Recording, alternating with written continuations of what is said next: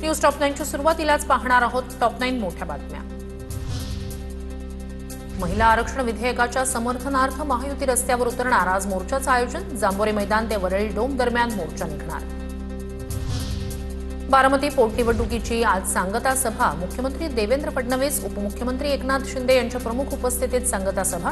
सांगता सभेला शरद पवारांच्या राष्ट्रवादीच्या खासदार सुप्रिया सुळे देखील उपस्थित राहणार।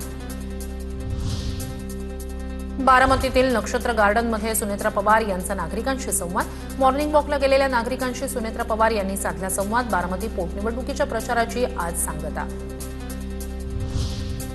सुप्रीम कोर्टात आज राष्ट्रवादीचे नेते माजी मंत्री माणिकराव कोकाटे यांच्या संदर्भात सुनावणी।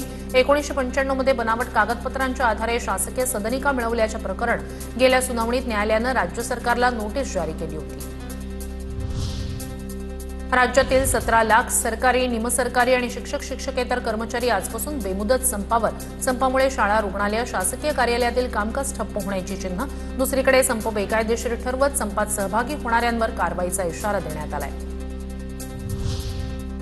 छत्रपती संभाजीनगरच्या घाटी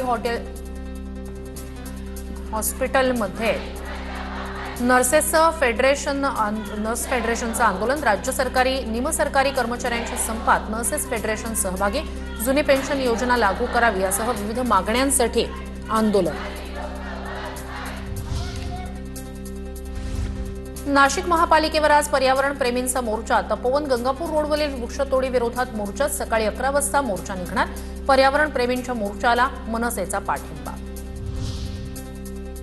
अल निनोमुळे खरीप हंगामात 5 लाख हेक्टर क्षेत्रावरील पेरणीत घट। कृषी मंत्री दत्तात्रय भरणे यांची माहिती। अल निनोमुळे पर्जन्यमान कमी होण्याची शक्यता। राज्याच्या कृषी विभागानं 1,45,000 हेक्टर क्षेत्रावरील पेरण्यांचं केलं नियोजन। नागपूरमधील धार्मिक चालीरीती आणि संस्कार लादणाऱ्या एनजीओच्या आर्थिक स्रोतांची चौकशी होणार। युनिव्हर्सल मल्टीपर्पज सोसायटी आणि फिक्र एनजीओच्या माजी कर्मचारी तरुणींचीही चौकशी होणार।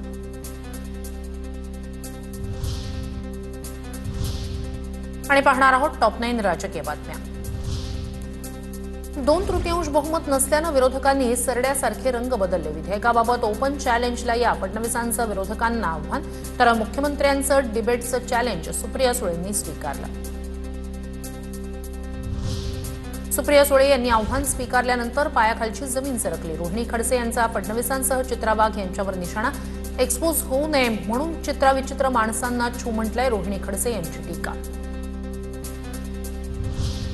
सुप्रिया सुळे यांनी स्पष्ट केलं, त्यांच्या समकक्ष नेते असतील त्यांच्यासोबत चर्चा करायला तयार आहेत। शरद पवार चर्चा करायला तयार असतील तर मुख्यमंत्री तयार असतील। चॅलेंज कोण देत आहे हेही महत्त्वाचं। चित्रा वाघ यांची सुप्रिया सुळे यांच्या चॅलेंजवर टीका। विधान परिषदेच्या जागेसाठी नागपूरमध्ये भाजपमध्ये रस्सीखेच। विधान परिषदेत संधी मिळण्यासाठी इच्छुकांची फिल्डिंग। नागपूरमध्ये संजय भेंडे, राजीव पोद्दार, दयाशंकर तिवारी यांचं नाव आघाडीवर। भाजपकडून नव्या चेहऱ्याला संधी दिली जाण्याची शक्यता।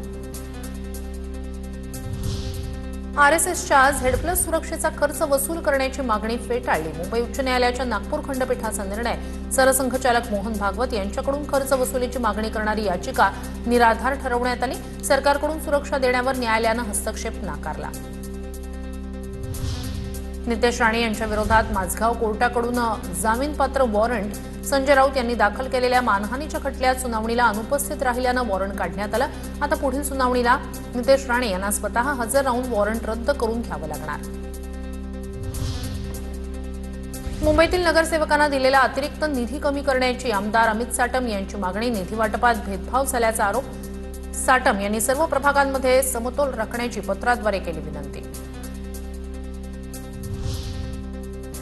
चंद्रपूर जिल्हा प्रशासनाकडून महिला खासदाराचा अपमान। काँग्रेस खासदार प्रतिभा धानोरकर यांचं लोकसभा अध्यक्षांना पत्र। राजशिष्टाचार डावलल्याचं प्रकरण विशेषाधिकार समितीकडे सोपवा, धानोरकर यांची मागणी।